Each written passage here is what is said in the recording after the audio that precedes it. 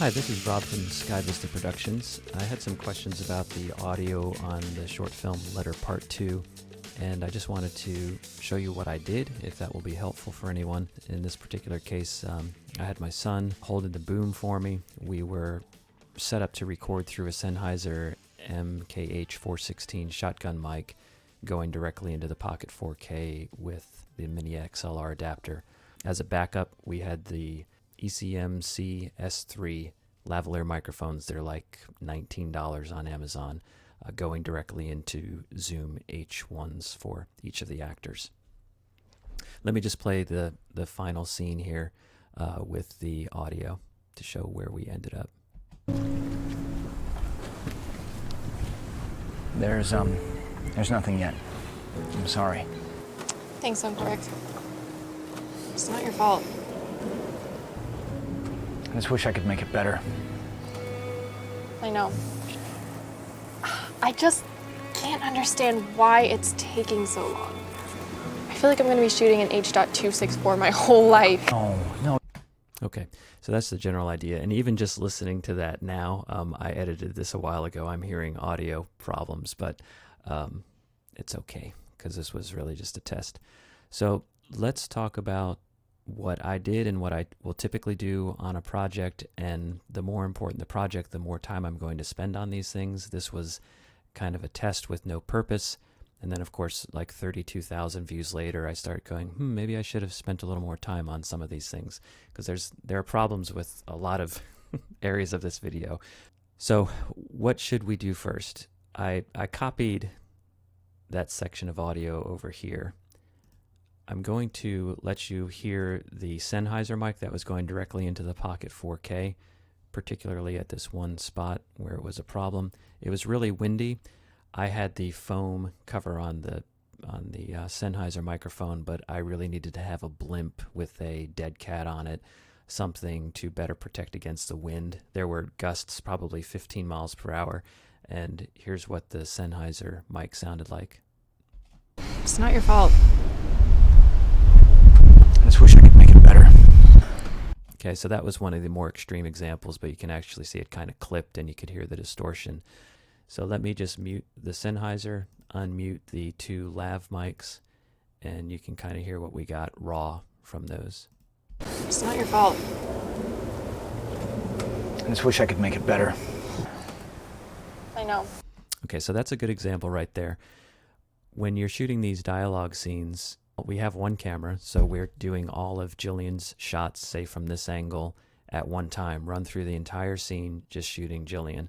Then we move around, shoot the entire scene again with just shooting Tommy's face, and then we may have, the shot like this where we're shooting both of them and we're doing it a third time. So when you combine those two things, you have audio being backed up against other audio taken from different times. So for example here, let me find it. So you can hear the airplane in the background. And then when we switch from that take to that take, it's a different point in time, so that airplane is long gone or hadn't yet come. But here's the problem that results from that. Make it better. So you hear the airplane, it switches scenes, and suddenly that airplane in the background is gone. Listen again. I just wish I could make it better. I know. So that's a complete dead giveaway that you did not shoot these scenes at the same time, and that this is just not a continuous series of events as you want the viewer to believe.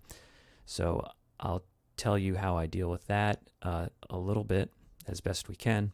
One other thing I want you to notice is that they're both wearing lavalier microphones, so as the other person is speaking, we're getting the microphone bleed from the other microphone. So when Jillian speaks this line, she's going to be picked up by the lav that she has on her as well as Tommy's lav. So you've got two sources from different proximities.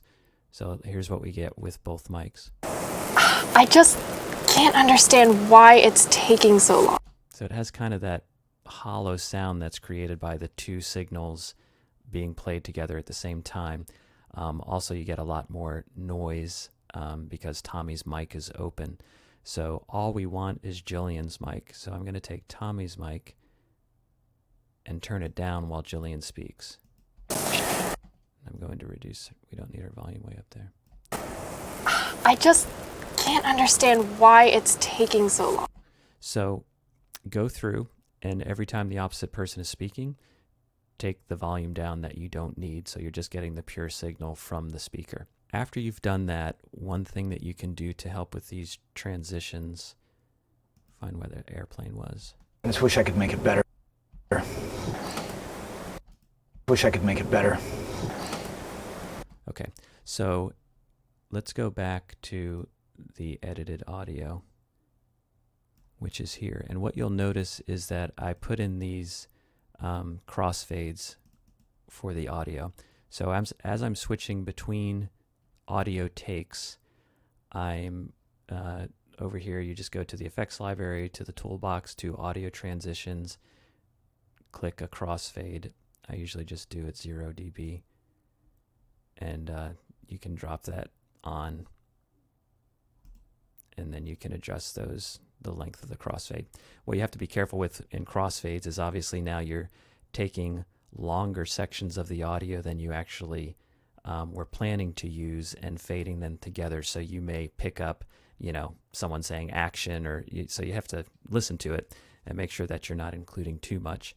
But when you put the crossfade in where that airplane was, here. It's not your fault.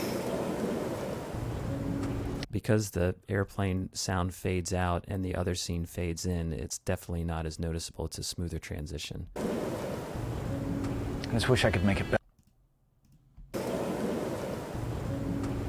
It almost sounds like the airplane just, left off in the distance. There's another factor that's helping to create the continuity, which is an audio bed that I created. I'll talk about that at the end of the video, that I laid over the entire scene to help keep that illusion of continuity between the scenes. So once you've gone through and you've reduced the channel volumes that you don't need, you've inserted crossfades in a way that helps to blend the transitions between the audio takes. The next thing I would do, and this is just a copy of that same scene just so I can work on it without changing all my settings. The next thing I want to talk about is to help clean these up a little bit. I'm going to go into the audio editor, which is called Fairlight. I used to edit in Sony Vegas Pro, and I would clean up my audio, and then I would create a WAV file of it, and then I would import it into an audio editor. I would work on the EQ and compression, anything else that needed to be done, and then I'd bring it back in. So you no longer have to round trip because everything that you need is in Davinci Resolve. So I'll click on this button on the bottom, brings us to the audio editor. The first thing that we'll talk about doing is working on the EQ a bit. If you want to work on a particular audio section, one little tip is that you can click this loop button, then select the crosshairs, which allows you to select a section of audio that I've already done. And then if you hit alternate and /, forward slash is the slash that's with the question mark key, push those. I just can't understand why it's taking so long. I just can't understand. So that will loop your audio. So if you're working on a particular section, you don't have to keep stopping what you're doing to replay it. So we'll open up by going to EQ on the channel that Jillian's microphone is on. Jillian's audio is A2. I'm going to double click that. And these are the changes that I made to the audio. And I'll tell you why I did them. So this is a frequency spectrum, getting higher all the way up to 18K probably. The human voice is within a range of that spectrum. Generally speaking, females are about 350 hertz to 3000 hertz, and males are about 100 hertz to 900 hertz, and that's just a general rule. There, it's really just depends upon how high or low your voice is. And then there are harmonics that are much higher than that. Comes more into play when you're working on music audio projects. But in any event, since we know that Jillian's voice is probably not going to be any lower than 2 or 350, we can just, using a high pass filter, which is this particular selection, meaning anything that is in blue is no longer being amplified as a frequency. So you can see the numbers corresponding here. So females generally 250 to 350. When she speaks, she's not going to have any of these low frequencies. So I cut them out completely. What that's doing is allowing more space in the audio frequency spectrum for other sounds, and they're not competing and muddying up things. And it's also taking out any low wind rumble, the water kind of sloshing up against the dock that may have this low thud sound. So just by doing that, you immediately clean up anything that may be muddying up her vocal and making it more difficult to understand. Because we're going to have 5, 6 different audio tracks happening, and the more that are competing for the same space, the more muddied the sound gets. So whenever you can clean something up, that's certainly beneficial. So I would do that, and of course when I did this, I'm listening as I'm doing it, because you don't want to just rely on, female voices are above 350. You want to make sure that you're not gutting the bottom of her voice by reducing these frequencies. Listen on more than one source. I have studio monitors that I listen to. I make adjustments on headphones, then I take them off and I listen to a larger speaker that's going to give me more low-end response. And you do all that to make sure that your audio is going to be consistent and what you want it to be across different listening platforms. So the next thing that I did is a frequency sweep. So this is the channel number 4, band number 4. Let me start playing. And what I'm going to do is I'm going to increase a frequency, and this is called the Q factor down here, which is the width, they call it width or Q factor of the frequency that you are dealing with. I'm going to make it very thin, so I'm dealing with only a few frequencies at a time. I'm going to play this back, and I'm going to sweep this across the frequency spectrum, and I'm going to listen for anything that isn't pleasing to my ear. I just can't understand why it's taking so long. I just can't understand why it's taking so long. I was somewhere around I here. just can't understand why it's taking so long.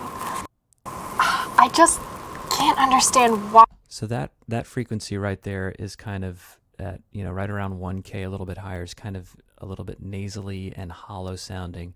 If you want to be sure that you're not deviating from where you just found that frequency, you can just go to the dB amount under band 4 and reduce it and just take it straight down. All right. So I think previously band 4 I had used to find a frequency that I liked, but I'm just demonstrating now. So just to give you another example, what you can do is you can do the opposite. You can find frequencies that you do like, and particularly with a female, I might want to find some of her lower resonance that's pleasing. Listen to that. I just can't understand why it's taking so long. I just can't understand why it's taking so long. That's kind of I hollow just and muddy. can't understand why it's taking so long. Right about there is, I think, somewhat kind of the meaty part or lower end of her voice. I would give that just a little bit of a boost. So that is free. That's band number 2. And I'm going to widen the Q a little bit. It's better to make wider adjustments than real pinpoint ones because it makes it sound more natural. And then it looks like here on number 5, this is just to boost that high end a little bit. And let me just play it and give you an idea of what that sounds like. I just can't understand why it's taking so long. So you'll see that I took out a lot of that wind hiss by bringing this down, but it loses the higher portions of her voice that are going to help it cut through the music bed and the ambient sounds. So I'm going to give that a little bit of a boost. Just can't understand why it's taking so long. Now let's listen with the EQ on and off, and it's going to be very subtle, and you may have to have headphones, you may have to have different mediums for listening to this to hear the difference. Loop it. I just can't understand why it's taking so long. Equalizer's off now. I just can't understand why it's taking so long. I just can't understand why it's taking so long. Equalizer on. I just can't understand why it's taking so long. Okay, very subtle difference. And depending upon what you're listening on, you may say, I liked it better before. What I'm listening to it on sounds better to me. It's cleaner. All right, so once we've done the EQ, we would look at some compression. We get to the compressor under the dynamics section. This is Jillian's. It's already turned on, so we've been listening to it compressed because I had done it previously. If you're not familiar with what a compressor is, I just double-clicked on this to get the compressor to open. A compressor reduces the dynamic range of the audio. So if you have someone who is going from a whisper to a shout in a particular scene, and you clamp down on it with a compressor, the whisper will be louder and the shout will be softer so that it's more even. You have to be very careful with compressors in dialogue scenes because you can very quickly make them sound artificial. The point of using the compressor is to make the dialogue more easy to discern and understand. When a person is acting, you certainly want them to have a lot of dynamic range in their performance, and you don't want to squish it down so that it sounds robotic. Generally, I will have a ratio of about 2:1 for a dialogue scene. You can see that I have the makeup gain at about 4.2. So what's happening is, depending upon where you set the threshold, it will reduce kind of the louder sounds, which allows the lower sounds to be boosted. Let's just see what happens with this compressor and how much gain reduction I'm getting. I just can't understand why it's taking so long. So this gain reduction is just a few I just decibels. can't understand why it's taking so long. If I really clamp down, I just can't understand why it's taking so long. I just can't understand.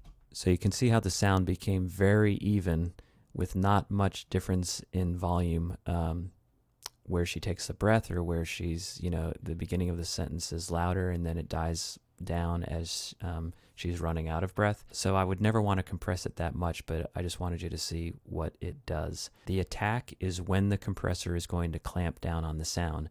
You don't want that to be all the way down, because that would mean that the moment a sound is created, such as when she takes the breath to speak, the compressor is going to want to latch onto that and boost the volume of that breath. So you end up getting a very artificial at the beginning. So you give some room for that initial breath to be taken, for the initial consonant of the word to be spoken. After that, then the compressor goes to work. So you want to give it a little bit of latitude there. I don't mess with the hold. The release is just when the compressor is going to let go. I just can't understand why it's taking so long. I'm going to back off on the compressor and just get a few decibels. Can't understand why it's taking so long. I just can't understand why it's taking so long. Okay, so that's probably all I would do with the compressor. I'd obviously do that for Tommy's channel independently as well.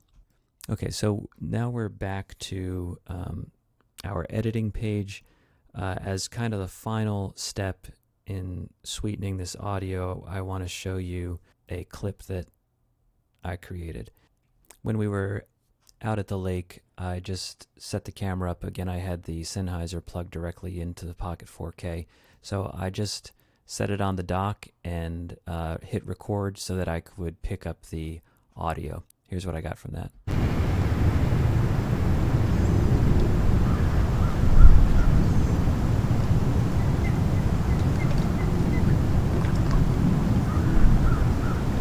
So you can hear some nice water sounds. You can hear the birds and the ducks. You can hear just kind of the ambient wind and things like that. So I recorded that, as you can see, for, I don't know, a couple minutes. And then what I did to help create that illusion of audio continuity, I took a portion of this audio that was clean, with that I didn't have any real crazy extraneous sounds or sudden loud sounds. Okay, so I split up this audio. Find another place to cut it.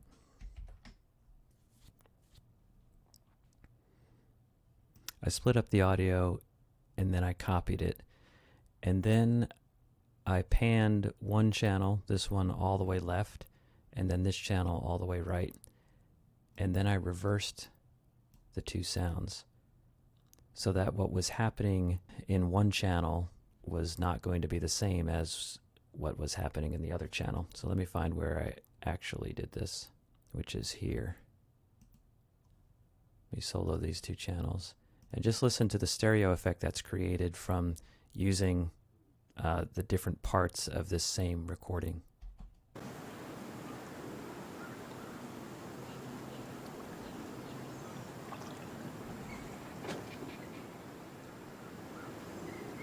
So as you can see here, there's no him walking on the dock. That was a separate track of audio that I added in, but right now just listen to the ambient sounds.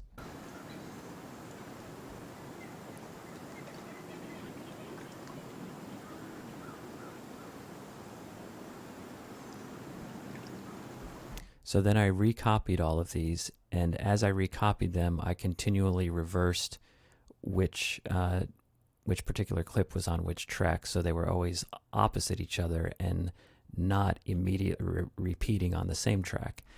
So another way to do this would have just been to have recorded two longer takes, one time to make for a left channel, and then recording another long take one time for the right channel, but I just didn't do that as I should have, so I just used several clips again and again at different times. And so while the two of them are speaking and it's transitioning between different audio scenes, you have this constant stereo bed of ambient sound that helps tie everything together and makes it less obvious that you're cutting between audio tracks. So let me get to a dialogue and you can hear what's happening underneath them.